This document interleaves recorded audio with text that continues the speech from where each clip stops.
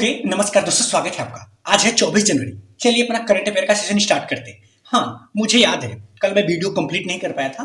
और क्यों नहीं कर पाया था, किसी बात को लेकर काफी मैं चिंतित था।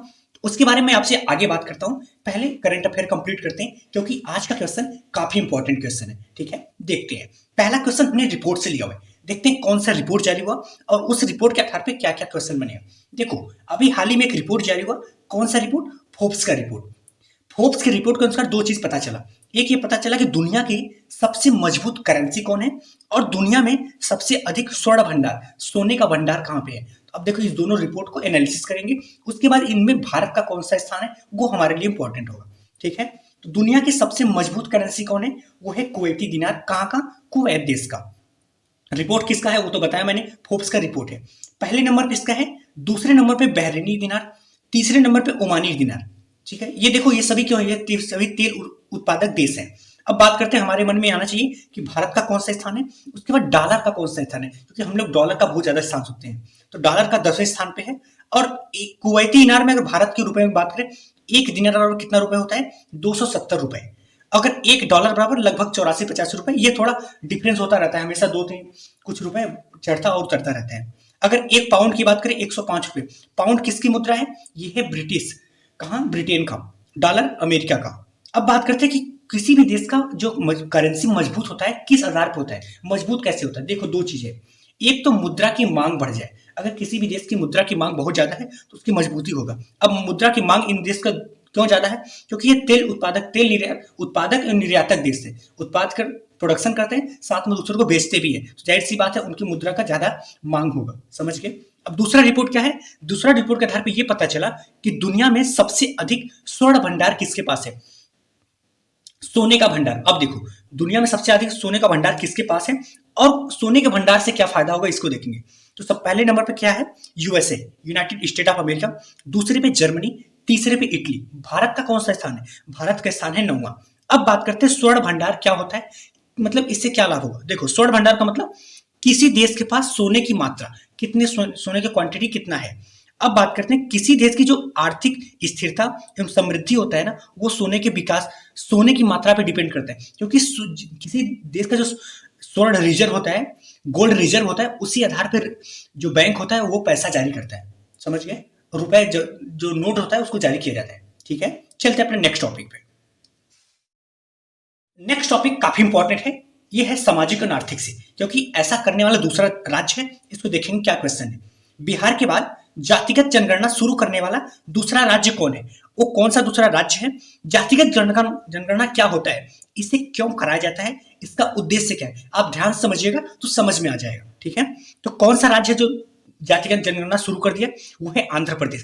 पहले नंबर पे कौन था? बिहार सबसे पहली बार जातिगत जनगणना कराया। वहां के मुख्यमंत्री कौन है? नीतीश कुमार। अभी कौन शुरुआत किया? आंध्र प्रदेश। ठीक है, ये भारत का दूसरा राज्य हो गया। जातिगत जनगणना क्या होता है? जातिगत जनगणना का मतलब जाति के आधार पर जनगणना कि कौन सी जाति कितना है। जैसे एससी कितने हैं, एसटी कितने हैं, ओबीसी कितने हैं, ईडब्ल्यूएस कितने हैं, साथ में जनरल कितने हैं। अब बात करते हैं इसे क्यों कराया जाता है। इसको कराने का उद्देश्य है कि सामाजिक आर्थिक स्थिति के विकास के लिए। इसका मतलब हुआ कि समाज में उनकी संख्या जितनी है उनके पास आर्थिक क्षमता भी उतनी होनी चाहिए। मतलब सामाजिक का मतलब समाज में पोजीशन, आर्थिक का मतलब है पैसा। समझ गए? तो समाज में आर्थिक दोनों बराबर होने चाहिए। साथ में जातिगत भेदभाव खत्म करने के लिए आपके मन में क्वेश्चन आना चाहिए, जातिगत भेदभाव कैसे खत्म होगा। तो जातिगत भेदभाव जनगणना कराने से खत्म नहीं होता। जनगणना कराने के बाद जो योजना होगा उसको यूटिलाइज इस प्रकार से किया जाएगा कि ये दोनों सामाजिक और आर्थिक बराबर हो सके। आने वाले समय में जनगणना कराने से बराबर नहीं होगा। जनगणना कराने के बाद जो योजना का यूटिलाइज होगा, जो डिस्ट्रीब्यूशन होगा, उसको इस प्रकार किया जाएगा जिससे आने वाले समय में सभी लोग बराबर हो जाए। समझ गए? इसका उद्देश्य क्या है? इसका उद्देश्य है सरकारी योजनाओं को सही लोगों तक पहुंचाया जा सके। ठीक है, अब बात करते हैं कि आंध्र प्रदेश के मुख्यमंत्री वाईएस जगन मोहन रेड्डी। ठीक है, चलते अपने नेक्स्ट टॉपिक पे। नेक्स्ट टॉपिक हमने स्वास्थ्य से लिया हुआ है। देखते हैं क्या क्वेश्चन है। हाल ही में हेपेटाइटिस ए रोग के लिए देश की पहली स्वदेशी वैक्सीन कौन सी लॉन्च की गई? किस रोग के लिए लॉन्च की गई? कौन सी वैक्सीन है? वो रोग क्या है? किस कंपनी के द्वारा बनाया गया है? इन सबको देखेंगे। देखो, कौन सी वैक्सीन लॉन्च की गई? उस वैक्सीन का नाम है हैविश्योर। और ये पहली स्वदेशी वैक्सीन है। किस रोग के लिए? रोग का नाम है हेपेटाइटिस ए। ये रोग क्या होता है? देखो, हेपेटाइटिस ये दो वर्ड से मिलकर बना है, हिपेट प्लस आइटिस। हिपेट का मतलब होता है लीवर, लीवर यानी यकृत। आइटिस का मतलब सूजन, इसका मतलब हेपेटाइटिस ए, लीवर में सूजन। अगर लीवर में सूजन होता है वो होता है हेपेटाइटिस ए। तो इसी रोग को खत्म करने के लिए वैक्सीन लॉन्च किया गया। पहली स्वदेशी वैक्सीन है, उसका नाम है हैविश्योर। किस कंपनी के द्वारा बनाया गया है? Indian Immunologicals. कहाँ की कंपनी है? ये हैदराबाद की कंपनी है। अच्छा, यकृत का अध्ययन किस श्रेणी में रखा जाता है? हिपेटोलॉजी।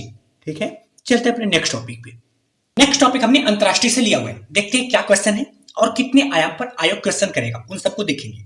हाल ही में मलेरिया मुक्त देश किसे घोषित किया गया? देखो, किसे घोषित किया गया मलेरिया मुक्त और किस आधार पर घोषित किया जाता है, साथ में और हाल ही में और भी रोग मुक्त किस देश को घोषित किया गया, साथ में किसके द्वारा घोषित किया जाता है, इनको देखेंगे। तो अभी मलेरिया मुक्त किस देश को घोषित किया गया? कार्बो बर्डे को। ये तीसरा देश बन गया। अभी इसके पहले दो देश और तीसरा अफ्रीकी देश। कहां से? अफ्रीकी कॉन्टिनेंट। पहला कौन सा देश है? वो है मॉरिशस। दूसरा अल्जीरिया। तीसरा कौन बन गया? कार्बो बर्डे।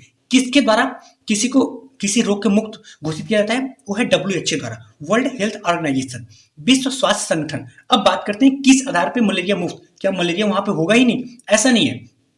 किस आधार पे? जो संचरण है, मतलब मलेरिया मुक्त का जो उस देश में संचरण होगा वो पिछले 3 वर्ष से कोई भी मामला नहीं आया होगा, इस आधार पे। साथ ही में उस राज्य के द्वारा, उस देश के द्वारा राजनीतिक और रोग उन्मूलन के लिए ऐसा कार्यान्वयन किया जा रहा होगा जिससे वो रोग मतलब ना आए। ठीक है, अब बात करते हैं और हाल ही में अन्य रोग से कोई मुक्त देश घोषित किया गया। जी हाँ, बर्ड फ्लू मुक्त की बात की जाए, बर्ड फ्लू मुक्त भारत घोषित किया गया। रूबेला मुक्त, रूबेला भी एक बीमारी है क्योंकि भूटान और तिमोर लेस्ते, भूटान अपने भारत के बगल स्थित है, तिमोर लेस्ते भी, ये भी एशिया का दक्षिण पूर्वी देश है। ठीक है, ट्रैक्रोमा देश की बात करें तो ये ट्रैक्रोमा मुक्त देश की बात करें तो वो है ईरान। ठीक है, और बात करें मॉरिशस की राजधानी पोर्ट लुइस, अल्जीरिया की राजधानी अल्जियर्स। ठीक है, चलते अपने नेक्स्ट टॉपिक पे।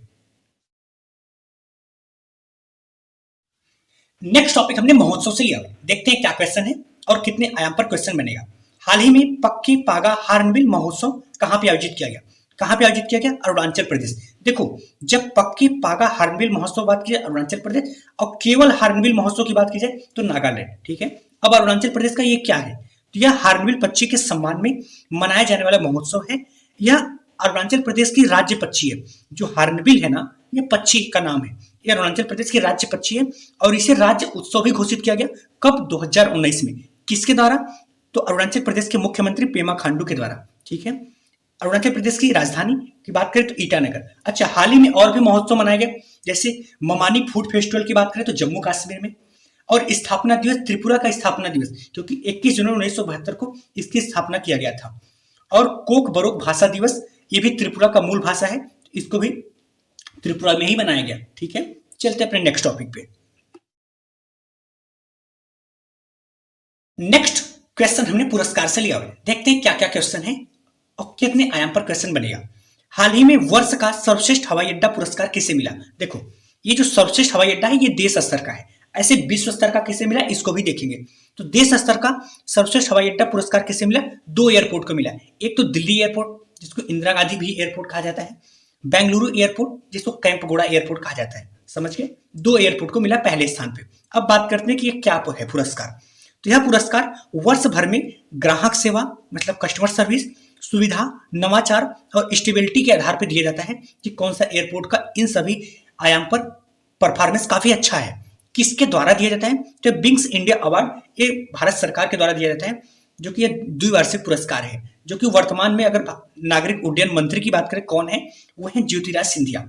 ठीक है, अब बात करते हैं कि ये तो हो गया भारत का। अगर विश्व का सर्वश्रेष्ठ हवाई अड्डा की बात करें तो हो जाएगा चांगी एयरपोर्ट, सिंगापुर। अच्छा, विश्व का सबसे सुंदर हवाई अड्डा कौन है? वो है कैंपगोड़ा हवाई अड्डा, ये बेंगलुरु वाला ही विश्व का सबसे सुंदर हवाई अड्डा है, जो कि बेंगलुरु में स्थित है।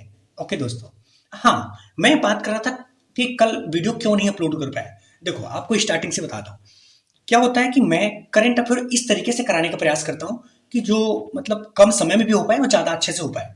एक्चुअली प्रॉब्लम क्या हो रहा था कि मैं जब शुरू में इसको वीडियो बनाना स्टार्ट किया था तो मैं लगातार ये सोच रहा था कि सुबह में 5:45 पे वीडियो बनाऊंगा। हुआ क्या कि कुछ दिन में बनाया, शुरुआत में मुझे प्रॉब्लम कहाँ पे आ रही थी कि जो अपने मुस्लिम भाई लोग हैं ना अपने अगल बगल, इनका क्या होता है कि मॉर्निंग में सुबह सुबह ही माइक पे अपना मतलब पूजा करते होंगे, तो जिससे वजह से मैं डिस्टर्ब हो रहा था। फिर मैं सब वीडियो कब बनाऊं, इसकी वजह से मैं रेगुलर 8 बजे वीडियो बनाना स्टार्ट किया। अभी क्या हुआ कि अपने मालूम है आपको, 2 दिन से भगवान राम का प्राण प्रतिष्ठा हो रहा है। इसकी वजह से सभी गांव में जितने भी मंदिर है वहां पे रामायण कीर्तन हो रहा है, जिसकी वजह से मेरे पास वाले मंदिर में हमारे अपने हिंदू भाई के द्वारा लगातार रामायण कीर्तन किया जा रहा है, जिसकी वजह से मैं बहुत ज्यादा मतलब डिस्टर्ब हूँ। क्योंकि इसकी वजह से क्या है कि वॉइस इतना ज्यादा आ रहा है कि मैं खुद भी पढ़ नहीं पा रहा हूँ, वीडियो बनाना तो बहुत दूर की बात है। अब अगर ऐसा हमेशा होता रहा तो जाहिर सी बात है कि मुझे इस लोकेशन को चेंज करना पड़ेगा। देखते हैं क्या होता है आगे। बाकी एक चीज और, काफी दिनों से कुछ दोस्तों के द्वारा ये कमेंट किया गया था कि सर एक लॉन्ग क्लास लाइए, पिछले 6 महीने का करंट अफेयर लाया जाए। तो मैं भी ये सोच रहा था कि काफी एग्जाम आने वाले हैं, जैसे यूपी पीएससी आरओ का, एसएससी जीडी का, यूपी पुलिस का। तो एक क्लास में ऐसा लाऊं जिसमें मतलब कम समय में भी और टोटल करंट अफेयर कंप्लीट हो जाए, ठीक है। और ये क्लास मैं ऐसा सोच रहा हूं कि अभी तक तो मैंने ऐसा नहीं देखा कि यूट्यूब पर उस तरीके से कोई पढ़ाया होगा, और कोई सब्जेक्ट तो पढ़ाया गया होगा, बट करंट अफेयर उस तरीके से नहीं पढ़ाया गया होगा। तो यार हो गया, मैंने तो लेकिन नहीं देखा है। मैं प्रयास यही करूंगा कि मतलब कम समय में और एक ही क्लास में आपको ज्यादा से ज्यादा क्वेश्चन मिल सके। क्या आप ऐसा वीडियो चाहते हैं? अगर चाहते हैं तो मुझे बताइएगा, ठीक है। बाकी देखता हूं, जो भी होगा बताऊंगा आपको। ओके, अगर आपको 60 नोट्स के माध्यम में डिटेल में पढ़ना है तो आप इस फैमिली का हिस्सा बन सकते हैं। साथ ही में अगर आप इस फैमिली को और आगे बढ़ाना चाहते हैं तो कुछ दोस्तों के पास शेयर कर सकते हैं। धन्यवाद।